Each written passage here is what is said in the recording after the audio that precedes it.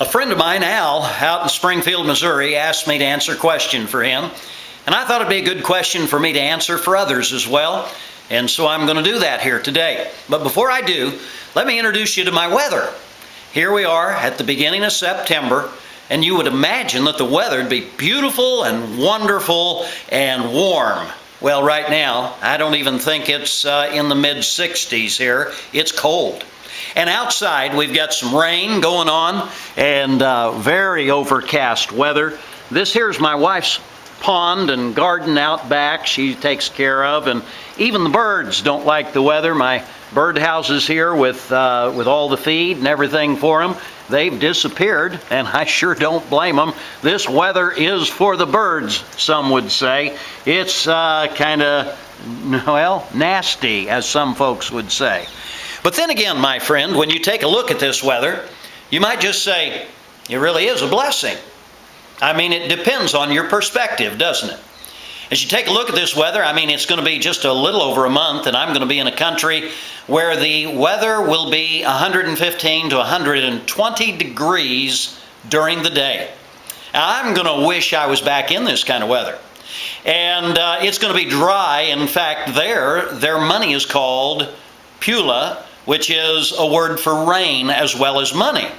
And very simply because they think rain is so very important in the country of Botswana. And so I think I'm going to be really wishing for this weather to be back when I get there. Well, on to my question from Al. I appreciated his question. He's evidently working on a thesis. I'm not sure for what, but I believe probably his master's degree. And so, Al, this answer's for you and for everybody else that listens in and is interested. The question was, what is your greatest mistakes that you made early in your ministry? Now, he wanted 3 or 4. I thought the grandfather of them all ought to be good enough because it caused far more than 3 or 4, probably caused dozens of mistakes in my life, all because of one error. Often life is that way, I found. When we make one major mistake, that one can have so many other repercussions, but it seems like such a small mistake when we make it.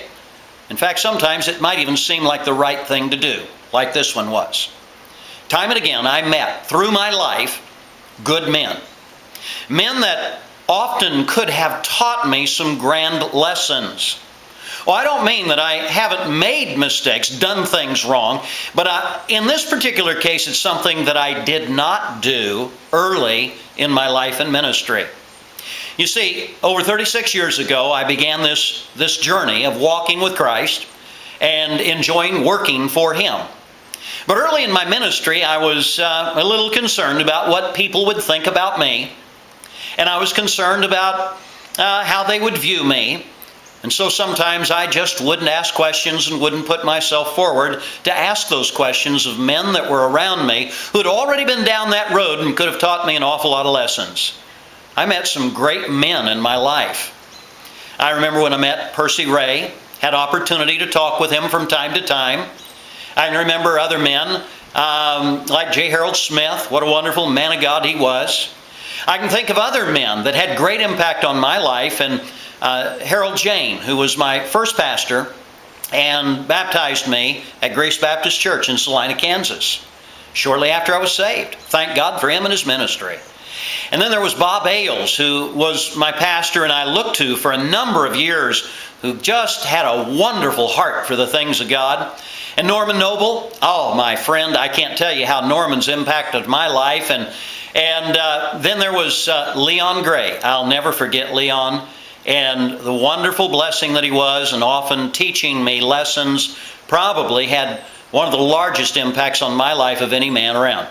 And so a number of men that I've met. So the question was this: what's your biggest mistake? Well, the greatest mistake I ever made was this. I met men, and I would sit around and I would listen to them as they talked. Nothing wrong with that. But I did not ask them good questions. I didn't take the time, I didn't take the opportunity, I didn't take advantage of that opportunity to sometimes introduce myself, other times to put myself forward to spend time with them and hear from them things that they might be able to teach me about the ministry. My lesson learned is this. And I can never go back and take those great men that I met and ask those questions that I wish I would have. The men that are around you today are people who have learned lessons. They may not be great in the eyes of the world, but my friend, they are great men if they're serving Christ with all their heart. And they've learned lessons. Many times they may not even know what those lessons are. So let me suggest to you that you begin to compile, as I have done, a number of good questions that you ask men on a routine basis.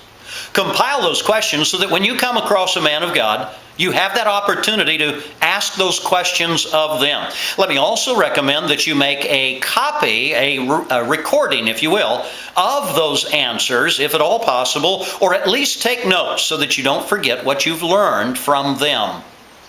Another good idea would be to offer to them those questions ahead of time and ask them to look them over before they talk to you so they can give some serious thought to the answers that they might give. Ask good questions and learn. Oh, had I done that, I could have saved myself a number of problems in my life and ministry. I would have avoided a number of errors in my life.